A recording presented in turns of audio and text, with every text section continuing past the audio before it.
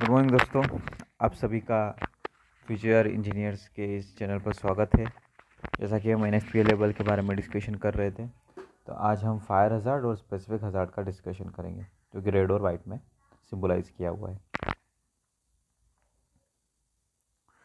Fire hazards में हमें discussions जो करना है, उसमें ये करना है कि फायर हज़ार्ड में कैटेगरी क्यों बनती है, क्योंकि अलग अलग मटेरियल्स होते हैं, अलग अलग सॉल्वेंट्स होते हैं। लाइक पेट्रोल का एग्जांपल है, वुड का एग्जांपल है। तो पेट्रोल काफ़ी कम टेम्परेचर पर ही, कम हीट देने पर ही फायर को कैच कर सकता है, लेकिन वुड को ज़्यादा हीट लगेगी पेट्रोल से। इसलिए हमें उन्हें कैटेगराइज करना पड़ता है, जो कि हम 0 से लेके 4 तक हम उन्हें कैटेगराइज करते हैं। 4 में आता है हाईली वेपोराइज्ड मटेरियल। जो हाईली वेपोराइज होता है, हाईली वॉलेटाइल मटेरियल होता है, उन्हें हम फोर्थ कैटेगरी 4 रेटिंग नंबर 4 देते हैं। और जो कि नॉर्मल टेम्परेचर, एम्बिएंट टेम्परेचर पर ही काफ़ी ज़्यादा वॉलेटाइल होता है, जिसका flash point below 22.8 degree Celsius होता है और boiling point below 37.8 degree Celsius होता है। दोस्तों, फ्लैश पॉइंट वो होता है जिसमें जो भी सॉल्वेंट होता है वो एक एयर, उसका वेपर एयर के साथ एक मिक्सचर फॉर्म करता है। तो जो मिनिमम टेम्परेचर ऊपर वो मिक्सचर थोड़ा सा इग्निशन सोर्स उसके पास लाने पर फायर को कैच कर ले, उसे उसका फ्लैश पॉइंट कहते हैं। तो जिसका जितना कम फ्लैश पॉइंट होगा वो उतना ही ज़्यादा वोलेटाइल होगा और उतना ही जल्दी फायर को कैच कर सकता है, और जितना ज़्यादा फ्लैश पॉइंट होगा वो उतना ही कम वोलेटाइल मटेरियल होगा। एग्जाम्पल है इसके प्रोपेन गैस और मैग्नीशियम। Rating number 3। अब हम रेटिंग नंबर 3 उसको देते हैं जिसका flash point below 37.8 degree Celsius होता है। फोर्थ वाले से थोड़ा ज़्यादा होता है, उसका बिलो 22.8 डिग्री सेल्सियस होता है, इसका flash point below 37.8 degree Celsius होता है। और इसमें वो मटेरियल्स आते हैं, एग्जाम्पल है petroleum ether, ethyl chloride, acetaldehyde example. Rating number 2। ये नॉर्मल एटमॉस्फेरिक कंडीशन पर या नॉर्मल रूम टेम्परेचर पे ये फायर कैच नहीं करते, इनके वेपर्स फायर मिक्सचर फॉर्म नहीं करती है। लेकिन थोड़ा सा हाई एम्बिएंट टेम्परेचर हो या फिर मॉडरेट हीटिंग पर ये वेपर रिलीज कर सकते हैं, जो कि हजार्डस हो सकते हैं एटमॉस्फेयर के लिए। एक हजार्डस एटमॉस्फेयर फॉर्म कर सकते हैं फायर कैच करने के लिए। और इनमें आते हैं लिक्विड्स जो जिनका फ्लैश पॉइंट अबव होता है 37.8 डिग्री सेल्सियस से और बिलो होता है 93.4 डिग्री सेल्सियस, जो कि काफ़ी ज़्यादा है।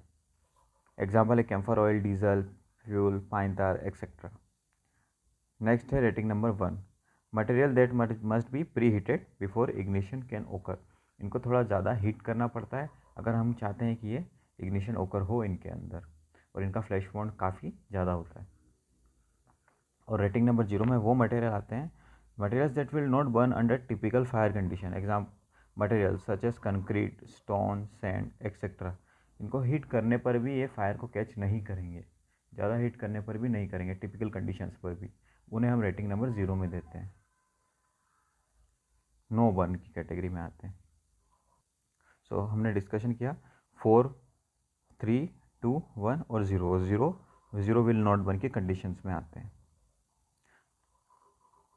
नेक्स्ट है दोस्तों स्पेशल हज़ार्ड की कैटेगरी में, वाइट के डायमंड्स में जो शो करता है वो होता है स्पेशल हज़ार्ड्स।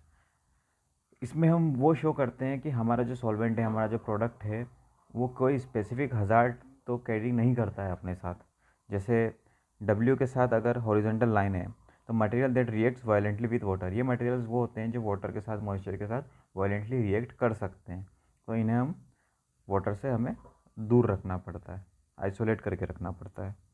सेकंड आता है OX का साइन। तो ये मटेरियल वो होते हैं जिनके अंदर काफ़ी ज़्यादा ऑक्सीडाइजिंग प्रॉपर्टीज़ होती है। POI का साइन होता है। तो ये मटेरियल्स वो होते हैं जो काफ़ी ज़्यादा पॉइजनस मटेरियल होते हैं। और एसिड लिखा हो, अल्कली लिखा हो, तो ये मटेरियल हाईली एसिडिक हो सकता है या हाईली अल्कली हो सकता है। नेक्स्ट है बायोलॉजिकल हज़ार्ड। अगर कोई प्रोडक्ट है, कोई केमिकल है, अगर बायोलॉजिकल हज़ार्ड कैरी करता है तो उसके ऊपर हमें ये बायो का साइन लगाना होता है। ऐसे ही क्रायोजेनिक मटेरियल्स होते हैं, लाइक लिक्विड नाइट्रोजन वगैरह होते हैं। ये मटेरियल्स जो सिलेंडर में फिल करते हैं वो काफ़ी ज़्यादा लो टेम्परेचर क्रिएट कर सकते हैं, क्योंकि वो हाईली प्रेशराइज करके फिल किए हुए होते हैं। तो उन्हें हम क्रायोजेनिक मटेरियल्स की कैटेगरी में डालते हैं। एग्जाम्पल है लिक्विड नाइट्रोजन एक्सेट्रा।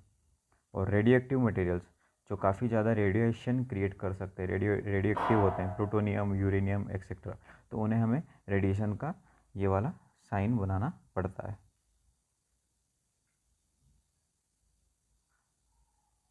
ये वाला साइन रेडिएशन का, सॉरी ये नहीं, ये वाला रेडिएशन का साइन ये हमें बनाना पड़ता है। ये काफ़ी ज़्यादा रेडियो एक्टिव होते हैं मटेरियल्स। अगर कोई स्पेसिफिक हज़ार्ड नहीं है तो उसमें हमें वाइट डायमंड को हम ब्लैंक छोड़ सकते हैं। तो ये हमने NFPA का डिस्कशन किया दोस्तों, जिसमें उसका फायर हज़ार्ड और उसका कोई स्पेसिफिक हज़ार्ड है तो उसको कवर किया। अब नेक्स्ट वीडियो में हम उसका हेल्थ हज़ार्ड और इंस्टेबिलिटी के बारे में डिस्कशन करेंगे NFPA की। Thank you.